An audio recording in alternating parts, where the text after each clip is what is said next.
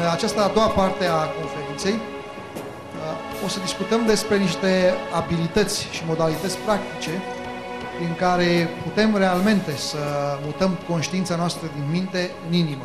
Adică, cu alte cuvinte, să manifestăm în mod constant starea de acceptare și apoi de bucurie. Iar atitudinea cea mai înțeleaptă pe care o putem avea la dinamica schimbărilor planetare care urmează este cea de observator care permite. Observator care permite. Asta pentru adaptare și supraviețuire. Pentru dezvoltarea conștientă a abilităților de co-creație, adică vrem și o altă realitate decât cea în care ne manifestăm, este important să devenim conștienți de niște mușchi ai ființei, iată cum spun, mușchi ai ființei, și fiecare, sigur, cu viteza proprie, în ritmul propriu, să acceseze astfel de programe de fitness spiritual, ca să zic așa. E bine, ce face posibilă în acest moment mutarea conștiinței din minte în inimă? De ce acest lucru este posibil astăzi și n-a fost posibil acum 100 de ani sau chiar 2000 de ani? Păi, în primul rând, pentru faptul că rețeaua electromagnetică a planetei, gridul electromagnetic, este treptat înlocuit de o rețea cristalină.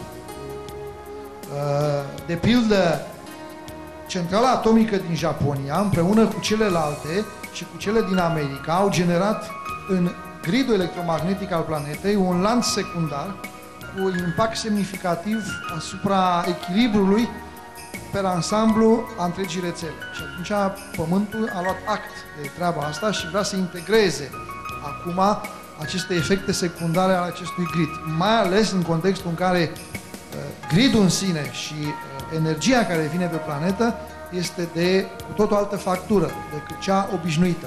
Adică emisiile de fotoni și de neutrino dinspre Soare, dinspre constelația Săgetătorului, din centura fotonică în care am intrat. Da? Adică asta este mecanică. Deci suntem în acest moment într-un proces de dinamică a planetei și a sistemului solar în care intrăm în contact cu noi tipuri de energie, cu noi emisii.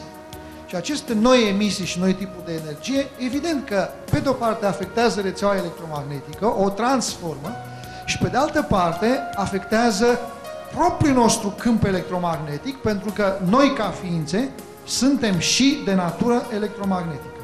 Și atunci, această rețea electromagnetică, care întreținea până acum această conștiință a separării, ne determină să, prin dizolvarea ei, înlocuirea ei cu rețeaua cristalină, să migrăm către această conștiință a unității, care, dacă vreți, din punct de vedere spiritual, este acel salt pe care îl facem de la chakra 1, 2, 3 către 4. Chakra 1 este cea care generează supraviețuirea noastră în mediu, a doua este cea care generează natura relațiilor noastre cu cei din jur, a treia este cea care ține de puterea pe care o manifestăm, controlul, între ghilimele, unii chiar controlează, chiar au accente de a domina pe unii sau pe alții. Între 3 și 4 există așa, o punte mare, o vale a fricii, ca să zic așa, și ăsta este procesul și strădania individuală a fiecăruia. De a ieși din minte, adică judec, critic, analizez și a manifesta în permanență o stare de acceptare, de admirație și de compasiune față de ființele cu care interacționăm. Când ești în minte, mintea este polarizată. Am mai spus treaba asta. Adică orice generezi undeva, afectezi, chiar dacă ai bune intenții, într-un mod nebănuit viața. Și în mod natural, aspectul pozitiv al intenției tale este completat cu aspectul celălalt, da, yin-yang, al minții tale polare. În momentul în care simți în inimă și creezi în inimă, de fapt, asta sprijină viața pretutindeni și tot timpul. Cu alte cuvinte, ești în flux și în permanență ești intuitiv și îți vin acele alegeri care sunt pentru binele tău cel mai înalt și pentru binele tuturor. Pentru că e natural, integrat în tot. Ai această conștiință a întregului și începi să simți din ce în ce mai mult cum alegerile tale conștiente influențează realitatea din jurul tău. E bine, dacă ar fi să ne îndreptăm acum atenția spre ceea ce putem să generăm împreună, ceea ce am spus până acum a fost, ca să zic așa, planul divin și determinările la care suntem supuși ca urmare a acestui aflux de energie. Deci, realitatea se schimbă pentru că natura energiei din jurul nostru este diferită. Noi, la această chestiune, avem două opțiuni mari. Să rezistăm cu consecința blocajelor și a căderii sistemului imunitar și a tuturor consecințelor în plan personal, fizic, da? Sau să acceptăm lucrul ăsta. Și ăsta e primul nivel, primul pas. Dacă acceptăm această schimbare și o observăm, acum este important să ne manifestăm și capacitatea de co-creație conștientă, adică să aducem în manifestare real lumea pe care o dorim. Ea există. Important este să ne ridicăm nivelul de vibrație și să dăm o definiție corectă a acelei lumi și atunci vom sări în acea lume. Și în acea lume, universul 95-97% este gol. Da? Are nevoie de ce? De co-creația noastră ca să umplem toate acestea. Și spațiul nostru, noi ca ființă, da? În interiorul nostru, da? Suntem mai mult gol. Da? Distanța între, la nivel celular între noi este foarte mare. Deci e un spațiu enorm de umplut prin ce? Prin creația noastră conștientă. Așadar, spre ce ne îndreptăm ține de propria noastră alegere. Și este important să devenim din ce în ce mai inspirați, astfel încât realmente să putem să visăm curajos. Vă mărturisesc că fac destul de multe exerciții cu grupe în care ne propunem să vizualizăm fiecare viața personală în următoarea perioadă, viața în cadrul comunităților. Da? Ne-am dezînvățat, avem nevoie să ne reamintim, da?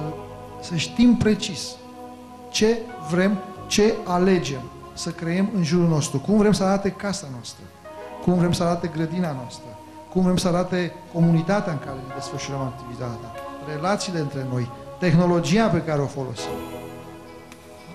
Pentru că în această vreme în care realmente tot ce se poate schimba, se va schimba, depinde de noi. Cum vom face acest lucru? Așadar, spre ce ne îndreptăm? Păi, dacă discutăm de nivelul nostru de conștiință, iată. Hai să ne activăm firul bucuriei și să rămânem într-o stare de bucurie. Asta înseamnă să învățăm să facem alegeri de nivel înalt în fiecare moment, alegeri care ne aduc bucuria. Noi suntem cei care în fiecare moment alegem. Este instrumentul cel mai puternic pe care îl avem la dispoziție. Dincolo de o realitate crudă, sau cum vreți să o etichetați fiecare, care este și materială, vizibilă, dincolo de ea avem puterea de a face alegeri, putere care ne este dată de credința că alegerile pe care putem să le facem pot realmente să schimbe realitatea în care trăim.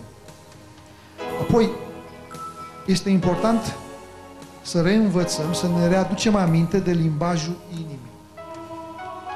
Ce înseamnă asta?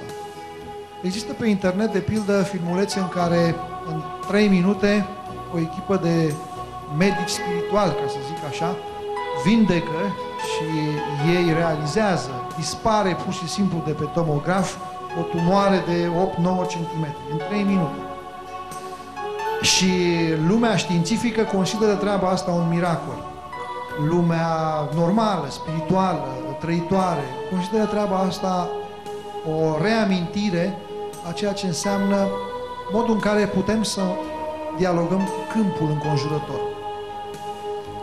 Limbajul inimii este limbajul câmpului și învățând să lansăm în câmp un anumit tip de sentimente și starea de deja vindecat sau deja manifestat, deja, și învățând să trecem de la a cere la a mulțumi pentru ceea ce deja am primit, aceștia sunt primii pași importanți în a ne reaminti limbajul inimii.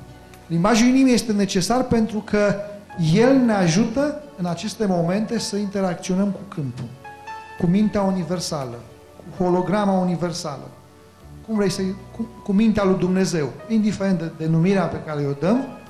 Ca să putem să creăm în acest câmp, este important să fim într-o stare de inimă deschisă și să menținem emoția lui deja.